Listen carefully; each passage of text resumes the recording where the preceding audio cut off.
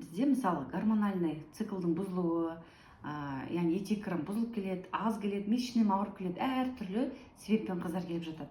Сосын бала көтеру проблемасы бойынша мысалы пациенттерім келіп жатады. Сондай жағдайда барлығынан қыздар, енді әрине көптеген анализдер аламыз, әр пациенттен әртүрлі. Бірақ в основном витамин D-ні обязательно тексеруіміз керек.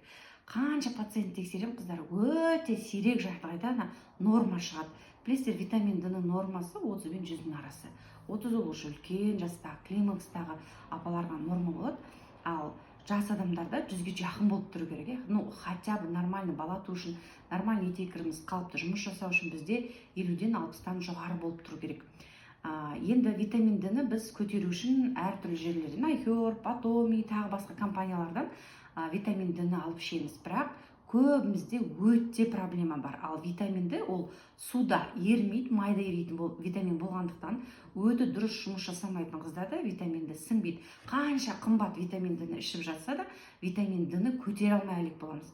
2 ай, 3 ай ішкеннен кейін повторно тапсырсақ, мысалы 7 болған витамин D-ні әзер деп, мысалы 2-3 ай ішіп жатып 25-30-ға әзер жеткізіп жатамыз. Ал бізге 60-қа жеткізу керек болып жатады. Сондай жағдайда қазір білесіздер, внутримышечный инъекция, то есть витамин D осындай түрік сападағы укол түрінде, ампула түрінде, кішкентай ғана ампула салған кезде еще приятно, қыздар, жан басқа салғанда ауырмайды. Және мен қазір өзім алып жатырмын. Өте шаршап, шалдығып, күш қуатын таусылып жүрсе, витамин D-ні алу керек, дефицитін бірінші тексеріп алыңыздар. Мен пациентім айтады, осы витамин D-ні алып, 20-дан біз ол пациентте 4 уколдан кейін 78-ге бірақ көтеріп бердік. Аптасына бір-ақ рет укол алады, солай 4 укол алғаннан кейін 78-ге көтеріледі, көзім ашылды дейді. Қыздар, бұл мен пациентімнің сөзі, витамин D арқылы шаршап, шалдығып жүрушен көзім ашылды дейді.